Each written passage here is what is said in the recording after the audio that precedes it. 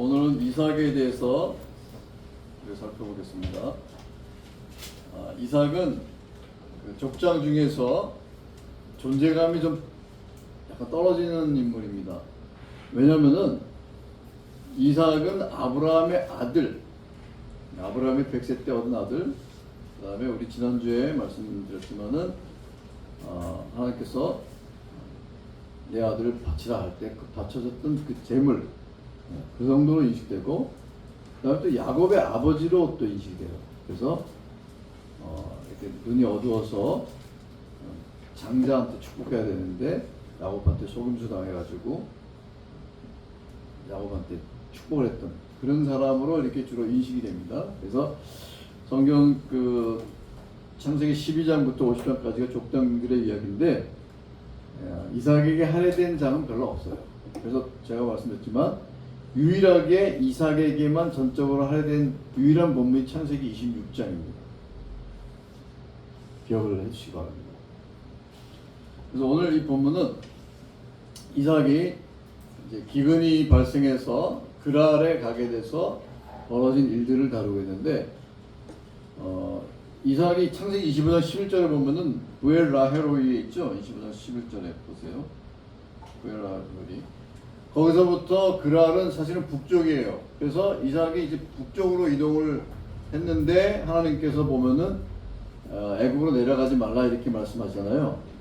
그러니까 이건 둘 중에 하나입니다.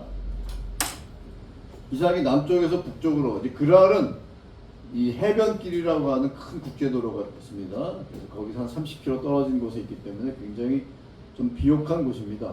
그래서 이삭이 기근이 나니까 기근을 피하기 위해서 그랄로 갔다가 거기서 이제 또 애굽으로 가려고 속으로 생각을 했을 수 있어요. 그러니까 하나님께서 애굽으로 가지 말라 이렇게 말씀하셨거나, 아니면 그랄의 북쪽에 있다가 우리 성경이 다 기록을 하지 않으니까 어느 시점에 하여튼 밑에 부엘라헤로에서 그랄의 북쪽에 있다가 남쪽으로 이렇게 내려온 거죠. 그랄 쪽으로. 그러니까 방향이 북쪽에서 남쪽으로 이동하는 방향은 이제 그랄에 들었다가 이제 애굽으로 내려가려고 했는데 하나님께서 가지 말라 이렇게 말씀하신 겁니다.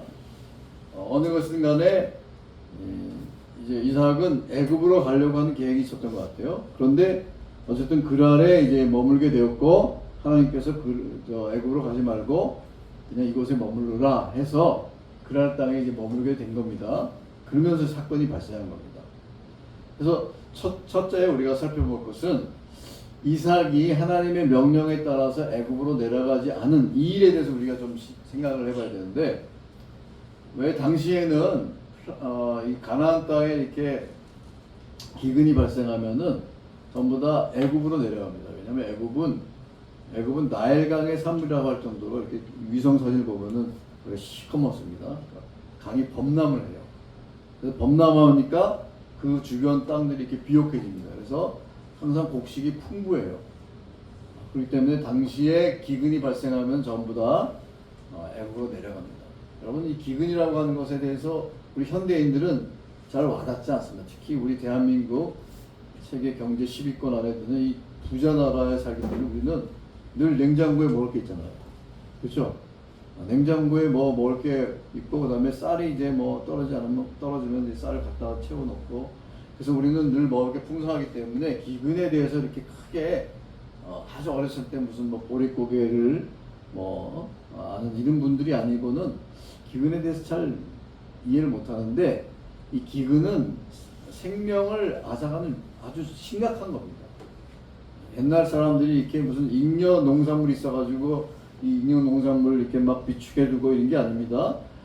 자급자족할 수 있는 이런 세상이 온 것이 이렇게 얼마 되지 않습니다. 그리고 또 지금도 아프리카 같은 데는 굶어 죽는 사람들이 많잖아요. 그래서 이 기근은 이제 물 부족 때문에 생기는 거고, 그러면 이제 가축들도 다 죽어서 뼈가 앙상하게 남아있고, 거기 독수리들이 가축 퍼먹고, 그런 광경을 여러분 상상을 하셔야 됩니다. 그래서 사람들이 다 줄을 지어가지고 남쪽으로 내려가는 광경을 한번 상상을 해보세요. 그런 기근이 발생해가지고 사람들이 이제 곡식을 얻기 위해서 살기 위해서 안간한 힘을 쓰고 있는 그런 장면입니다. 그런 장면에서 이삭도 이제 그랄이라고 하는 곳으로 가게 되는데, 그랄은 이삭에게는 좀 이질적인 것이죠. 그럴 사람들은 여기 보면 이제 블레셋 왕 아비멜렉 이렇게 나오는데, 이 블레셋은 그 삼손이 싸웠던 그 블레셋, 다윗이 싸웠던 그 블레셋하고 다른 블레셋이라고 생각해야 됩니다. 그러니까 그 블레셋은 저쪽 에게 있는 지역에서 온 그리스 사람들이고, 여기는 뭐 다른 어떤 블레셋이라고 생각해야 됩니다. 그래서 이 사람들이 좀 이질적인 사람들인데, 이삭도 그곳에 가면서 여하튼 생명 때문에 가게 된 것이죠. 그래서 뭐 별 큰 문제 없이 하나님의 약속을 믿고 이제 결단했다는 것은 굉장한 믿음으로 봐야 됩니다. 왜냐하면은 여러분, 우리가 애굽으로 내려간다는 것은 확실한 대안이에요. 확실한 현실 문제를 해결할 수 있는 확실한 대안입니다. 그런데 이 대안이 있는데도 불구하고 하나님께서 애굽으로 내려가지 말라고 말씀하셨기 때문에 이삭이 확실한 현실적인 대안을 제쳐두고 그냥 하나님의 약속만 믿고 그 아래 머문 겁니다. 이건 굉장한 믿음이죠. 만약에 우리가 이런 상황이라면은 정말 하나님의 약속이 확실하다면은 이제 그 다음에 이제 생각해 보겠지만, 이게 하나님의 약속인지 아닌지 내가 어떻게 할 수 있어, 이런 문제도 발생할 수 있고. 그런데 만약에 이게 정말 하나님의 약속이 분명한 것이다 그러면은 약속을 믿고 확실한 현실적인 대안이 있지만 그거를 제쳐두고 하나님을 그냥 믿고 나간다, 이렇게 하는 것인데, 이게 쉬운 일이 아니죠. 왜냐하면 하나님의 약속이 이루어지기 위해서는 기다림이 필요하고 인내가 필요하고 그 약속을 믿는 확고한 믿음이 있어야 됩니다. 그런데 이삭이 그렇게 한 거예요. 이삭이 대단한 훌륭한 믿음이죠. 그런데 이삭이 이제 그 아래 거주하면서 문제가 발생해요. 왜냐하면 리브가가 이렇게 좀 미모가 있었나 봐요. 저 뒤에 미모 하시는 분들 있던데. 이 리브가가 미모가 있었던 모양입니다. 그래서 이제 이삭이 그 자기 아내한테, 사람들이 그럴 사람들이 당신에 대해서 묻거든 아내라고 하지 말고 누이 동생이라고 하라, 이렇게 얘기한 거예요. 이 얘기는 이제 아브라함이 사라 보고 이제 아브라함이 애굽에 내려갈 때 했던 거하고 똑같은 얘기예요. 창세기 12장에 보면 이제 거기도 아브라함이 기근이 발생해가지고 내려가면서 똑같은 얘기를 합니다. 비슷한 얘기인데, 리브가한테 이제 누이라고 하니까 사람들이 이제 그렇게 알고 누인가 보다 이렇게 생각을 하고 있었어요. 그런데 이제 아브라함의 경우와 차이점은 뭐냐면은, 아브라함은 그 일 때문에 이 애굽의 바로의 귀에 이제 사라가, 야, 미모가 굉장히 미모다, 그래가지고 바로의 귀에 들어가서 바로가 어떻게 했습니까? 사라를 자기 하렘으로 끌어들였잖아요. 그 창세기 10년 잘 읽어보세요. 보면 사라가 바로의 궁으로 들어갔어요. 그래가지고 그 바로와 어떤 육체적인 관계가 있었는지 없었는지 알 수 없어요. 그렇지만 굉장한 수치를 당한 겁니다. 자기 아내가 바로의 그 후첩으로 들어간 거예요. 후궁으로. 굉장히 치욕을 당한 것이죠. 근데 이 이삭의 경우는 그런 일은 없었어요. 그런 일은 없었습니다. 그렇지만 어쨌든 간에 이삭은 자기가 어떤 생명의 어떤 위협을 느꼈는지, 하여튼 자기 부인 보고 당신 누이 동생이라 하라, 그래서 사람들이 오해를 사게 됐는데, 어느 순간에 이 이삭이 자기 아내를 껴안는 것을 이 아비멜렉이 본 것입니다. 그래서 26장 8절에 보면은 이삭이 거기 오래 거주했다고 합니다. 그 오래라는 게 얼마나 오래인지는 모르지만 이 가뭄이 상당히 이제 진정될 그런 시기 동안에 오래 거주하다가 이삭이 자기 아내 리브가를 껴안는 것을 봤어요. 껴안는다는 말은 구약에 한 7번 나오는데 여러 가지 의미로 번역이 돼요. 근데 농담으로 여겼더라, 창세기 19장에 보면 농담으로 여겼더라, 그다음 이스마엘이 이삭을 놀렸다, 같은 단어. 그래서 이 껴안았다는 말을 굉장히 번역하기가 애매한 것인데, 여하튼 이 아비멜렉이 보고 저 사람 두 사이가 이 부부구나라고 하는 것을 깨달을 수 있을 정도의 그런 어떤 육체적인 그런 포옹이라든지 그런 어떤 행위라고 봐야 됩니다. 그래서 아비멜렉이 보고 저 둘이 심각한 상태네. 이게 저 온누이 사이가 아니네 라는 것을 깨닫게 되고, 그 다음에 이제 아비멜렉이 이삭을 불러가지고 따진 거예요. 야, 네가 보니까 저 사람 너 아는데 왜 누이라고 했느냐.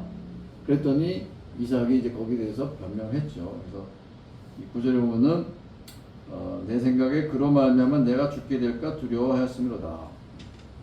이삭의 이런 변명에 대해서 이삭이 너무 소심하다 이렇게 얘기하는 사람도 있지만, 우리는 이 세계가 굉장히 지금 세계랑 다르다는 것을 좀 아셔야 됩니다. 지금은 경찰들이 이제 치안을 담당하고 그래도 이제 사고가 발생하지만, 이 시대는 이제 사람과 사람 사이에 이런 어떤 신뢰가 무너지면은 갑자기 날강도를 변하는 그런 시대 아닙니까? 그러니까 두려울 수 있죠. 어쨌든 이삭은 그런 두려움을 느껴가지고 자기 아내를 누이라고 이렇게 말하게 한 것이죠. 그래가지고 이런 일이 발생했는데, 아비멜렉이 이제 그걸 깨닫고 막 책망을 하면서 너 때문에 우리 백성들이 죄를 질 뻔하지 않았냐? 그러면서 오히려 아비멜렉이 성경의 선지자처럼 죄를 책망하고 있어요. 나단이 다윗한테 막 책망한 것처럼 이게 꼭 그렇게 거꾸로 됐어요. 그래서 사실 이제 하나님의 백성으로서는 좀 부끄러운 일이죠. 그러면 하나님의 백성이 가장 부끄러움을 당할 때가 언제냐면은 이 불신자들한테 윤리적인 거나 도덕적인 문제로 책망받는 거예요. 그거 굉장히 수치스러운 거예요. 그러니까 예를 들어서 이제 교회가 막 분란이 일어나가지고 소송으로 가잖아요. 그러면은 그거 판사들 앞에서 막 책망을 받아요. 목사들이 막 판사들 앞에 책망을 받으면 얼마나 부끄러운 일입니까? 그런 일이 없어야 되겠죠.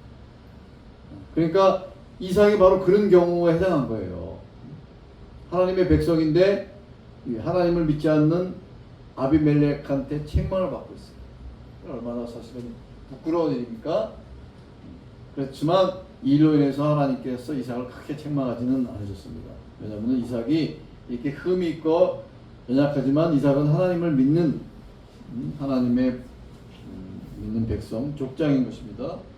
그래서 이 일로 인해서 이제 큰 위기가 있었지만은 오히려 하나님께서 어떻게 보면 아비멜렉을 통해서 아비멜렉의 마음을 주장하셔서 이 문제가 큰 탈 없이 이제 끝나게 된 것입니다.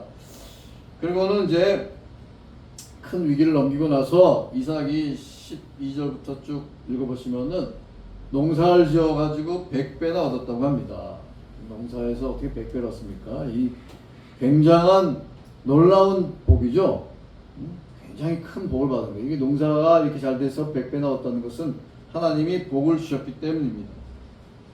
12절에 나옵니다. 야훼께서 복을 주심으로 그 사람이 창대하고 강성하여 마침내 거부하였다. 여기 히브리어에 이제 가돌이라는 단어가 있는데, 가돌이라는 단어는 영어로 말하면 이제 빅, 그레이트 이 뜻입니다. 그러니까 여하튼 이 단어가 3번이나 쓰입니다. 하나님께서 복을 주셔서 이삭이 굉장히 부자가 됐다, 거부가 됐다 이 얘기입니다. 하나님께서 복을 주셔서 이삭이 장대하고 왕성하고 거부가 됐다. 그리고 양과 소가 떼를 두고 종이 심이 많았다. 여러분 이 본문을 읽어보면은 이삭이 그 아브라함처럼 수많은 종을 거느린 족장이라는 것을 알 수 있습니다. 그 종의 수가 몇 명인지 나오진 않아요. 그렇지만 여기 보면은 양과 소가 떼를 이루고 종이 심이 많았다고 하니까 수백 명은 됐을 거예요. 굉장한 이제 거부가 된 겁니다. 그리고 당시는 재산을 뭘 가지고 따졌습니까? 양떼, 소떼 이런 거 가지고 따진 거예요. 그러니까 굉장히 부자가 된 겁니다. 이게 이삭이 부자가 된 것은 하나님이 이삭을 축복하셨기 때문에, 그래서 큰 부자가 됩니다. 그러니까 이제 문제가 발생해요. 이삭이 이게 큰 부자가 아닐 때는 그냥 그랄에 거주하는 이방인이었죠. 그랄 사람들이 봤을 때는. 그런데 그랄 사람들이 보니까 아니 저 사람은 외지인인데 여기 와가지고 부자가 됐어. 그러니까 어떻게 됩니까? 이제 시기심이 질투심이 생긴 거예요. 그래가지고 이때부터 이제 그랄 사람들하고 이삭 사이에 문제가 발생해요. 여러분 15절 보세요. 14절 끝에 보면은 블레셋 사람이 그를 시기하여 그 아버지 아브라함 때 아버지의 종들이 판 모든 우물을 막고 흙으로 메웠다. 이거는 심각한 얘기입니다. 여러분, 우물이라고 하는 것은 뭐예요? 물을 얻을 수 있는 근원이잖아요. 여러분, 사람은 배고파도 며칠은 굶어 죽을 수 있지만, 좀 살 수 있지만, 물이 없으면 살지 못합니다. 그래서 돌지 말고, 이런 뭐 삼풍백화점 같은 거 무너져가지고 이렇게 막 묻히고 이런 사람들, 광부들이 이렇게 갱이 매몰돼가지고 무너진 상태에서 이 사람들이 뭘 먹고 산 거예요? 먹을 건 없어도 물을 받아먹고, 거기 뚝뚝 떨어진 물 먹고 사는 거예요. 그러니까 이게 우물을 메웠다는 것은 상당한 폭력이죠. 어떻게 보면 폭력이에요. 아주 고약한 짓을 한 것이죠. 자기 아버지 때, 아브라함 때 이렇게 팠던 우물을 흙으로 다 메워버렸어요. 심술이 난 거죠. 그러면은 여기서 이제 이삭이 우리가 같으면 어떻게 하겠습니까? 보통 사람 같으면은 일단 항의를 해야 될 거 아니야. 항의하고 너희 도대체 무슨 일이냐 따지고 다시 원상 복귀해라 이렇게 할 수도 있는 것인데 이삭은 그렇게 하지 않았습니다. 어떻게 했습니까? 이렇게 그 아비멜렉이 이렇게 한 목적은 16절에 나와요. 뭐라 합니까? 네가 우리보다 크게 강성한지 우리를 떠나라. 목적은 떠나라는 겁니다. 네가 우리 땅에 들어와가지고 이게 돈을 벌고 있으니 우리가 마음이 불편하다. 떠나라 이거예요. 그런데 이삭이 여기서 항의하고 따지고 싸우고 이렇게 하지 않고 그냥 그랄의 다른 곳으로 옮겼어요. 11절 보세요. 이삭이 그곳을 떠나 그랄 골짜기에 장막을 치고 그랄 골짜기. 여기 골짜기로 번역된 히브리어는 와디예요. 와디. 여러분 와디가 뭔지 아시죠? 와디라고 하는 것은 이렇게 물길이 있는데 평소에 건기에는 물이 흐르질 않아요. 그래가지고 사람들이 잘 모르는 사람들은 거기다 텐트 치고 막 자고 그럽니다. 그래서 이스라엘 같은 데 여행하면은 그런 얘기를 가이드들이 해요. 이런 데다가 텐트 치면 안 된다고. 텐트 치다가 갑자기 막 비가 오면은 그 물이 막 생깁니다. 그 물이 막 홍수처럼 생겨요. 그럼 거기서 텐트 쓴 사람이 막 떠내려가고 죽기도 하고 막 그래요. 그래서 그런 사고가 종종 발생한다고 합니다. 그게 와디예요. 거기다 이제 거기서 우물을 판 겁니다. 우물을 파가지고 거기서 샘근을 얻었죠. 그 12절 보세요. 그 아버지 아브라함 때 팠던 우물을 다시 팠으니 이는 아브라함이 죽은 후에 블레 사람이 그 우물을 메웠습니다. 이삭이 그 우물들의 이름을 그의 아버지 부르던 이름으로 불렀더라. 그래서 이삭의 종들이 골짜기를 파서 샘근을 얻었어요. 여러분 샘근원이라는 말에 굉장히 우리가 주의를 줘야 됩니다. 샘의 근원. 그러니까 그냥 우물을 얻은 게 아니라 거기서 샘물이 솟아나는 거예요. 이거 굉장한 겁니다. 이게 어떻게 이런 일이 벌어진 거예요?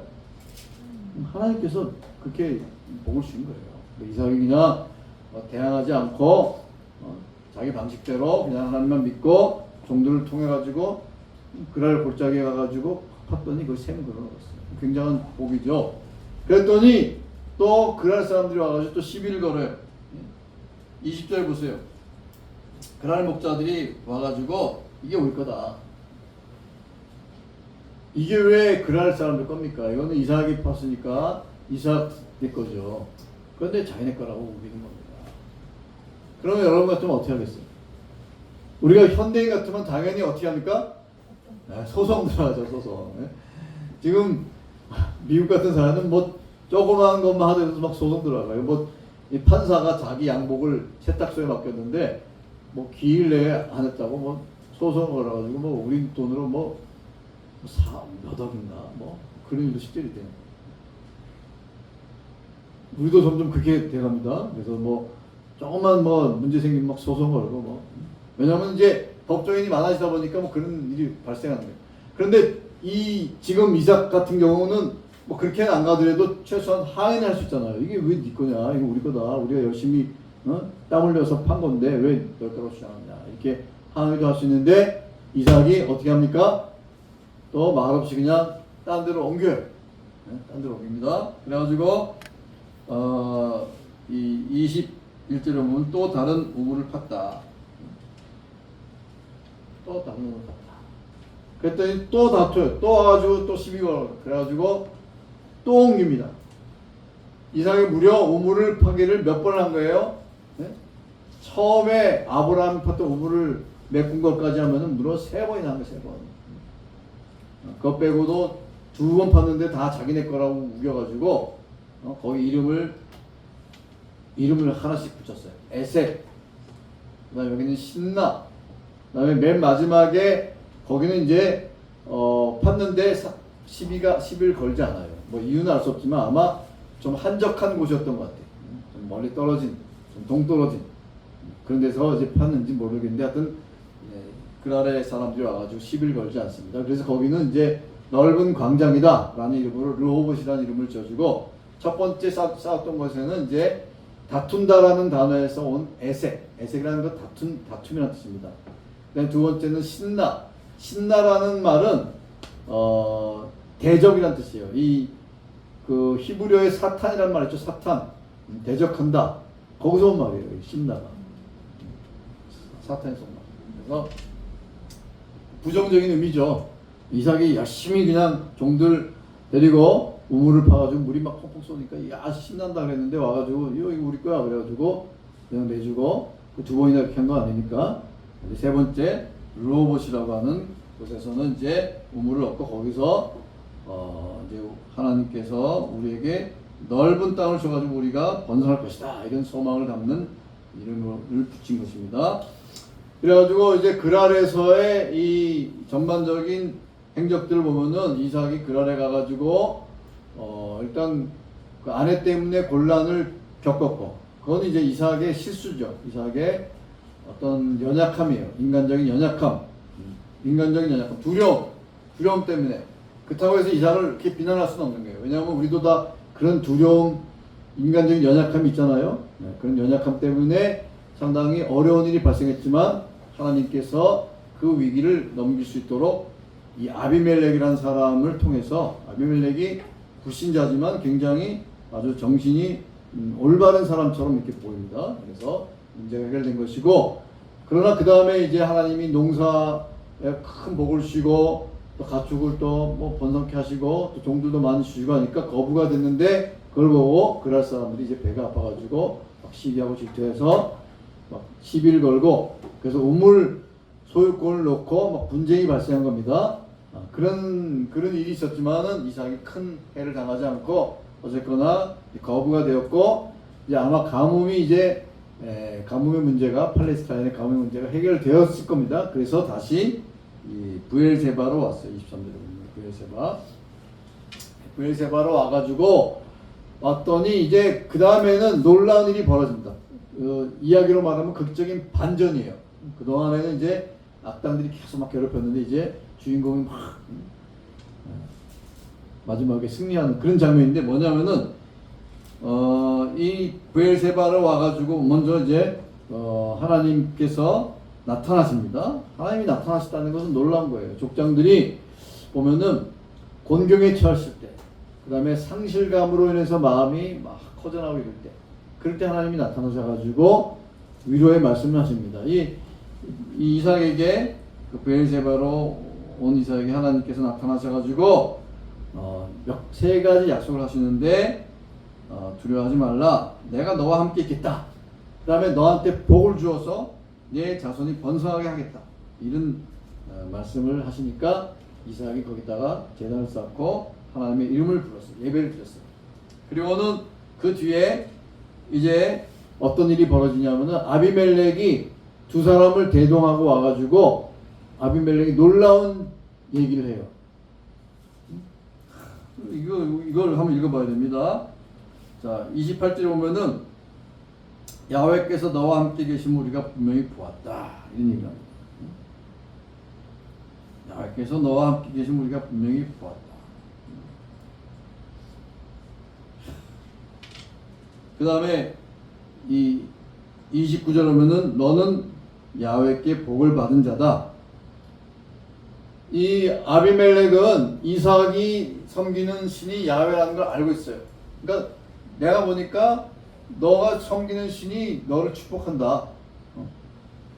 이걸 본 겁니다. 그러니까 이삭이 처음에는 나를 이렇게 괴롭히더니 왜 찾아왔느냐 했는데 이제 아비멜렉이 이런 얘기를 하니까 이삭도 이제 깜짝 놀라고 이 찾아온 목적이 뭐냐면 평화 조약을 맺겠다는 거예요. 그러니까 이삭이 이 아비멜렉이 보니까 그렇게 이삭이 막 괴롭힘을 당하고도 꿋꿋이 자기 길을 가고 또 이렇게 방해하는데도 불구하고 막 뭐 거부가 되고 농사가 잘 되고 이런 걸 보니까 야 놀랍다. 저 이삭이 믿는 신이 저 이삭을 축복하는구나 이걸 알게 된 겁니다. 그래가지고 우리랑 서로 평화 조약을 맺자 이런 목적으로 옵니다. 그래서 그 평화 조약을 맺었어요. 그 평화 조약을 맺었기 때문에 거기 부엘세바가 된 겁니다. 부엘세바라는 말은 맹세우이라는 뜻이에요. 맹세우. 서로 우리 해치지 말기로 맹세한다. 그래가지고 부엘세바가 된 겁니다. 그래서 이 일을 통해서 우리가 참 놀라운 이 하나님의 이 축복을 이제 보게 되고 또 굉장히 우리가 이삭에게서 아주 참 이삭 우리가 평소에 알고 있던 이삭과는 다른 어떤 모습을 보게 되는데 아까도 얘기했지만 이삭이 너무 좀 존재감이 없는 사람으로만 생각했는데 그게 아니에요. 이삭은 굉장히 훌륭한 믿음을 가진 사람입니다. 이삭의 믿음은 뭐냐? 이삭의 믿음은 이거예요. 우리가 이삭이 오늘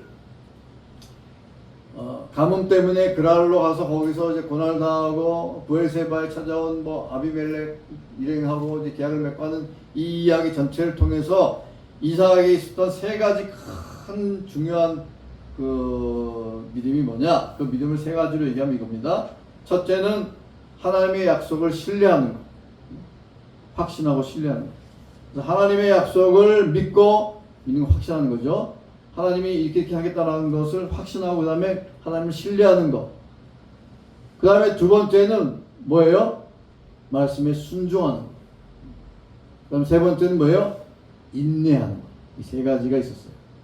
그러니까 확신과 순종과 인내, 이것이 이삭에게서 배울 점입니다.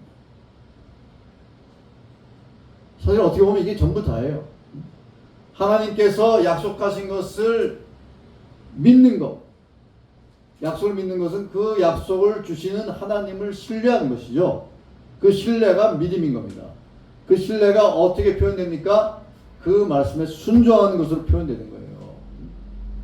여러분, 자녀들이 만약에 이제 뭐 아빠가 이제 엄마 아빠가 애들한테 야 내가 1시간 후에 데리러 올 테니까 여기 기다려. 그러면 애들이 엄마 아빠 말을 믿고 기다리면은 그 애는 이제 엄마 아빠 만나는 거고. 근데 30분이 지나도 안 와. 이거 엄마 아빠 안 오는 거 아니야? 그래가지고 차이가 차고 나서면은 그때부터 이제 문제가 발생하는 겁니다. 여러분 그 CIA에서 사람을 뽑을 때 이런 프로그램이 있대요. 몇 날 며칠 몇 시에 뭐 어디로 찾아오라. 이제 뭐 직원을 채용하겠다. 그럼 사람들이 이제 막 갑니다. 근데 시간 되는데 뭐 직원이 안 나타나요. 그래도 당장 가는 사람은 없어요. 좀 기다린다고. 1시간, 2시간. 근데 1시간, 2시간 기다려도 안 오니까 사람들이 몇 명이 에이 가. 그 다음에 서너 시간 기다렸는데 안 오니까 또 해가 졌는데도 안 오니까 대부분이 가요.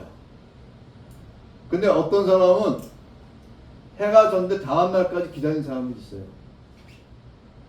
좀 제정신이 아닌 사람이죠.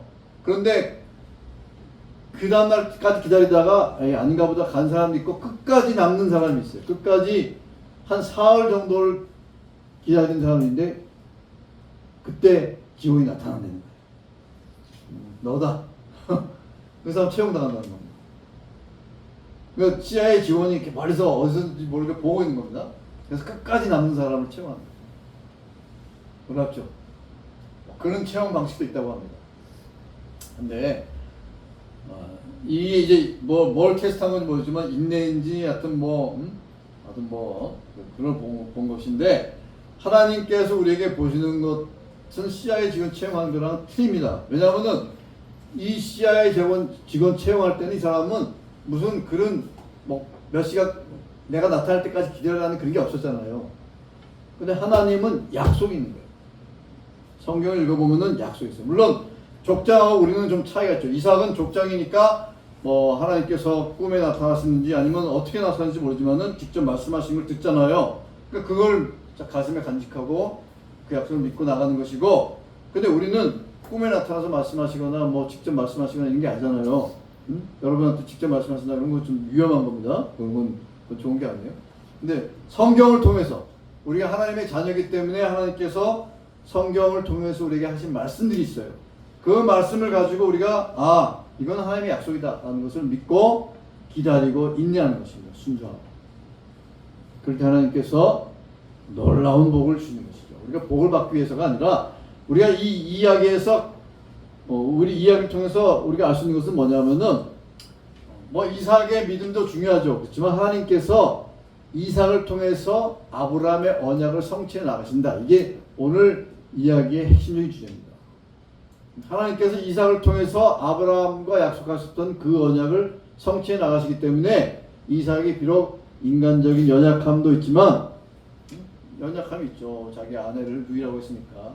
그럼에도 불구하고 하나님께서 그런 연약한 이삭을 통해서 하나님이 계획하신 것을 이루어 가시는 겁니다. 그래서 족장에게 큰 복을 내리시고 그 큰 복을 내리셔가지고 족장이 번성케 하시고, 그래서 하나님이 이 아브라함에게 약속하셨던 것을 이삭을 통해서 이루어 가시는데, 그렇다면 이삭에게 필요한 것은 무엇인가? 바로 믿음인 겁니다. 믿음, 확신, 그 다음에 순종, 그리고 인내.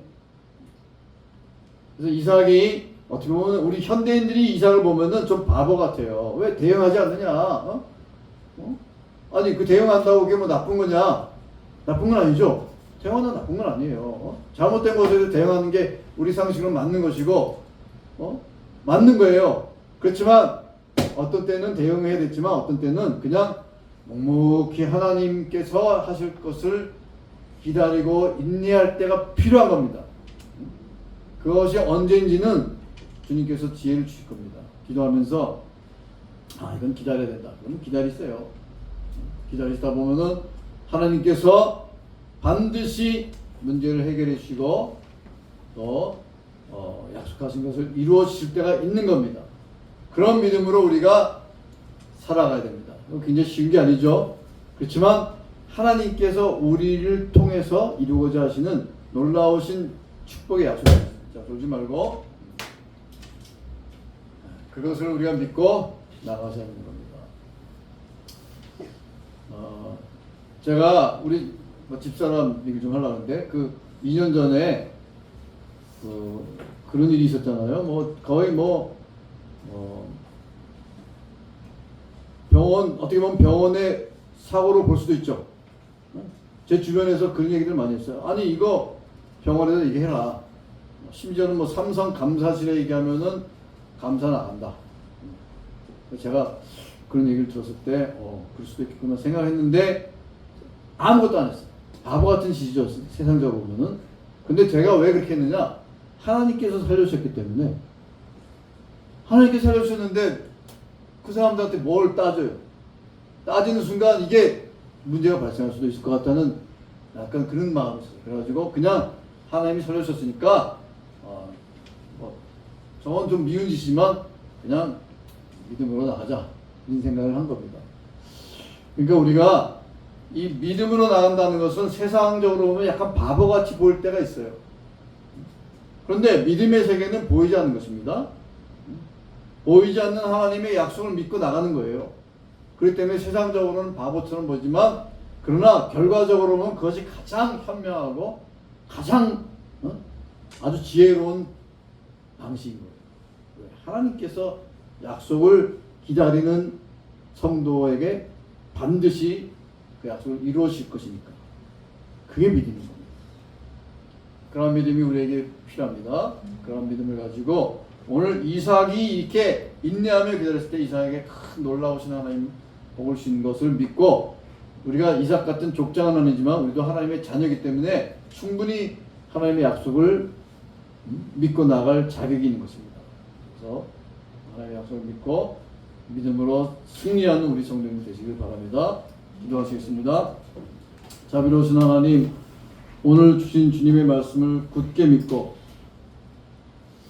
이삭이 인내하며 순종하며 기다렸을 때 놀라운 하나님의 복을 받고 승리한 것처럼 우리도 일상생활에서 어려운 일들을 당할 때 하나님의 약속을 믿고 하나님께서 행하시는 놀라운 그 행하심을 믿고 나아감으로써 응답받는, 그래서 승리하는 성도를 될 수 있도록 은혜를 베풀어 주시옵소서. 감사드리며 예수님의 이름으로 기도하옵나이다. 아멘.